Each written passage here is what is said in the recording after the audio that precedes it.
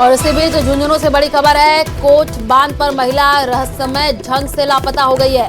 मंदिर दर्शन के दौरान पहाड़ियों की ओर ये महिला गई थी। मुकुंदगढ़ का दंपति कोट बांध मंदिर दर्शन करने के लिए आए थे और पति ने की काफी तलाशी, नहीं मिला कोई सुराग। सूचना पर पुलिस पहुंच चुकी है। सर्च ऑपरेशन शुरू कर दिया गया है। स्थानीय ग्रामीणों के साथ 5 घंटे चला है तलाशी अभियान। दुर्गम इलाके में पुलिस ने की है व्यापक खोज। अब तक नहीं चल पाया है महिला का पता।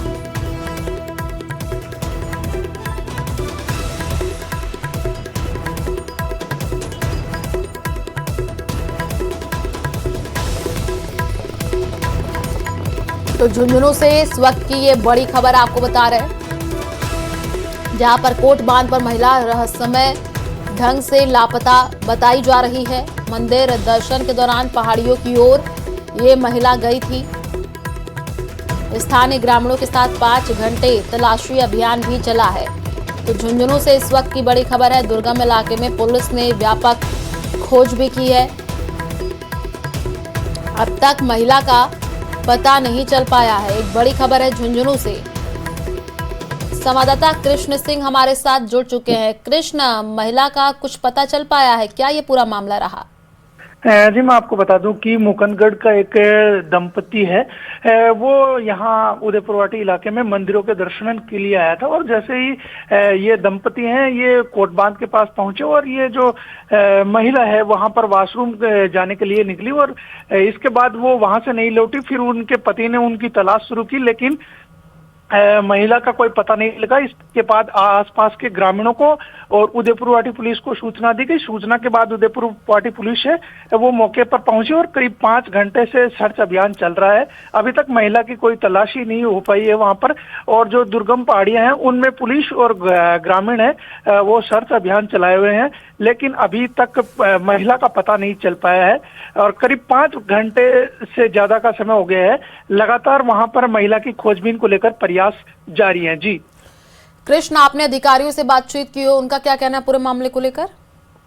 जी, महिला के पति के से पूछताछ की गई है और उन्होंने बताया कि वो सुबह है वो मुकुंदगढ़ से और यहाँ जो उदयपुरवाटी इलाके में मंदिर है उनके दर्शनों के लिए आए थे। और उनके दर्शनों के बाद जैसे ही वो कोट बांध के पास पहुंचे तो जो महिला है वो वॉशरूम के लिए निकली। इसके बाद नहीं लौटी। फिर उन्होंने खुद उनको आसपास तलाश किया। इसके बाद जो आप नजर बना करके रखिए कृष्ण, आगे आपसे जानकारी लेंगे। अपडेट देने के लिए शुक्रिया। और इसी बीच भीलवाड़ा से एक बड़ी खबर है। बेकाबू कंटेनर ने कॉलोनी में उत्पात मचाया है। कंटेनर ने 6 गाड़ियों में टक्कर मारी है। हादसे में कोई जनहानि नहीं हुई है। कई गाड़ियां क्षतिग्रस्त हो गई हैं। घटना के बाद लोगों में दहशत फैल गई है। पुलिस ने कंटेनर ड्राइवर को डिटेन किया है। तस्वीरें आई हैं भीलवाड़ा की। तो बेकाबू कंटेनर ने आप देखिए किस तरीके से कॉलोनी में उत्पात मचा दिया है। कंटेनर ने 6 गाड़ियों को टक्कर भी मार दी है। हादसे में कोई जनहानि नहीं हुई है। कई गाड़ियां क्षतिग्रस्त बताई जा रही है। घटना के बाद लोगों में दहशत फैल गई है। पुलिस ने कंटेनर ड्राइवर को डिटेन किया है।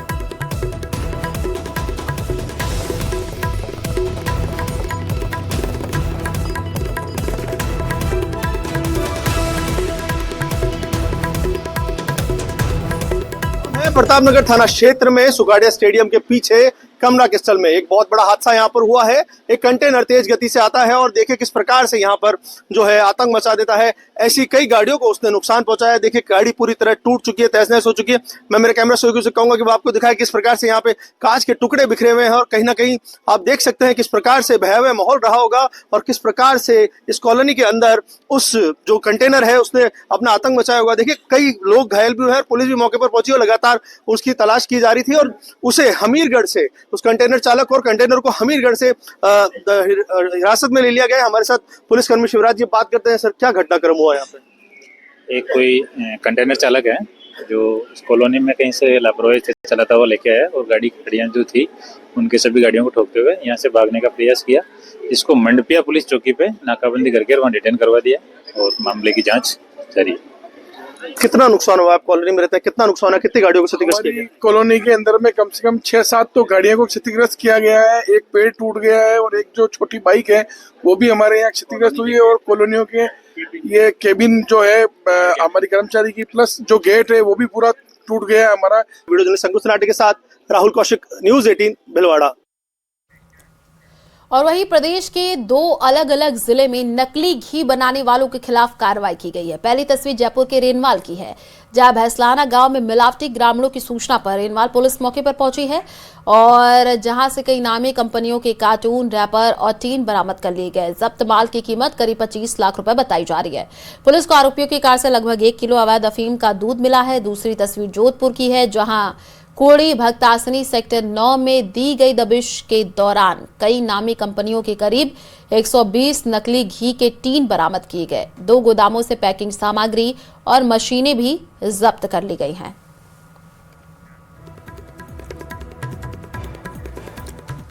बसंत पंचमी और नेताजी सुभाष चंद्र बोस जयंती पर मुख्यमंत्री भजनलाल शर्मा ने जयपुर में आयोजित राज्य स्तरीय कार्यक्रम में प्रदेश को 1000 करोड़ रुपए से अधिक की विकास और कल्याणकारी सौगात दी। कार्यक्रम में शिक्षा, युवाओं के रोजगार, सामाजिक सुरक्षा और कौशल विकास पर विशेष फोकस रहा है। आपको बता दें कि मुख्यमंत्री ने विद्यार्थियों से सीधा संवाद करके जिज्ञासा आधारित शिक्षा, सांस्कृतिक विरासत और आत्मनिर्भरता पर जोर दिया। साथ ही रोजगार नीति 2026 और युवा स्वरोजगार योजनाओं की भी घोषणा की गई है।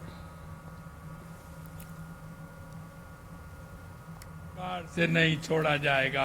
अगर जिसने गलत किया, अनुभव हुआ है और ये विश्वास मजबूत हुआ है कि हमारा प्रदेश का भविष्य आप युवाओं के उज्जवल हाथों में है।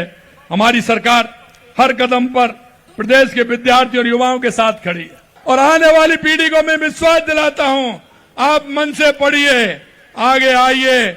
आपको किसी भी समस्या का समाधान नहीं करना होगा।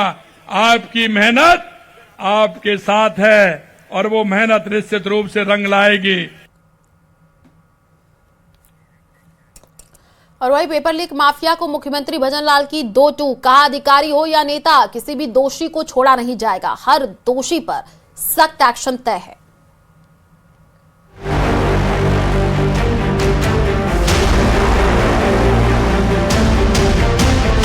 हमारी सरकार लगातार काम कर रही है और उनको पकड़ा गया है और पकड़ के उनको जेलों में बंद करने का काम कर रही है। राजस्थान में पेपर लीक और ओएमआर कांड पर शुरू हुई सियासी जंग थमने का नाम नहीं ले रही। सूबे के मुखिया भजनलाल शर्मा ने अब खुद मोर्चा संभाल रखा है। वो लगातार इस मामले पर कांग्रेस पर हमलावर है। जयपुर में कार्यक्रम को संबोधित करते हुए मुख्यमंत्री ने युवाओं को भरोसा दिलाया कि पेपर लीक करने वालों को बख्शा नहीं जाएगा। अधिकारी हो या नेता, किसी दोषी को छोड़ा नहीं जाएगा। लगातार आप देख रहे हैं, लेकिन मैं कहना चाहता हूं, यह मैं आपको इसलिए भी कहना चाहता हूं, पिछले 5 साल आपने पिछली सरकार को देखा था, युवाओं के साथ कुठाराघात होते थे, उनके पेपर लीक हो जाते थे। युवा क्या मन में सोचता था, मैं आपसे इतना ही कहना चाहता हूं, जब उनके लोग पकड़े जा रहे हैं, लगातार हो रहे हैं ना, कभी 19 की आती है तो कभी 20 की आती है, कभी 21 की आती है। अरे मेरे युवा भाइयों, विद्यार्थी साथियों, मैं आपसे इतना ही कहना चाहता हूं, आपके सपनों को रौंदने वाले को, चाहे वो कितना भी बड़ा हो, किसी भी तरह से नहीं बख्शा जाएगा, कैसे भी नहीं बख्शा जाएगा। और आने वाली पीढ़ी को मैं विश्वास दिलाता हूं, आप मन से पढ़िए, आगे आइए। आपको किसी भी समस्या का समाधान नहीं करना होगा। अगर जिसने गलत किया है, चाहे अधिकारी हो, चाहे कोई नेता हो, चाहे कोई कैसा भी व्यक्ति हो, जिन्होंने मेरे युवाओं के साथ चोट की है, उसको किसी भी प्रकार से नहीं छोड़ा जाएगा। एक और जहां मुख्यमंत्री ने सरकार के ठोस कदम उठाने का जिक्र किया है, वहीं इस मामले पर विपक्ष सवाल उठा रहा है।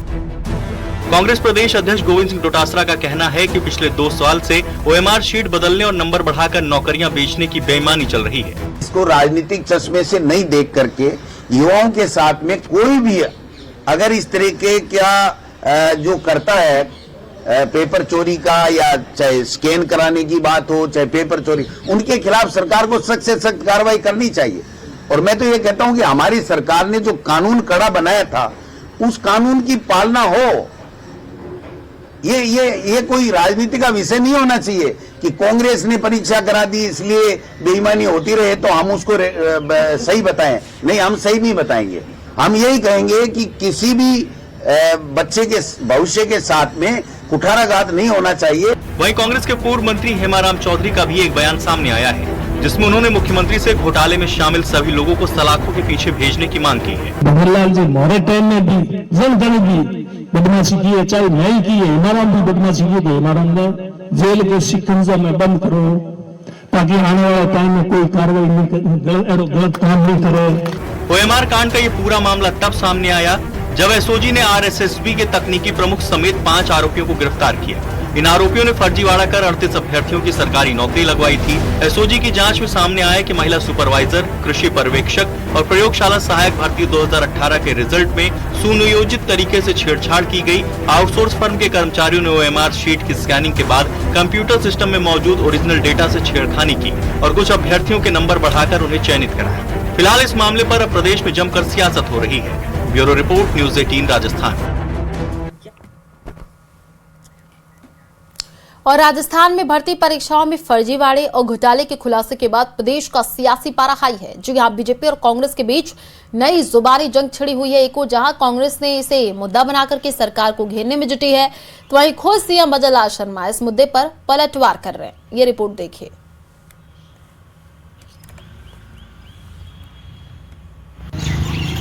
मामला बहुत गंभीर है, बहुत गंभीर विषय है। हाल ही में 1-2 दिन पहले हुदैली बिशनपुरा पंचायत पड़ती है, हुदैली गांव पड़ता है।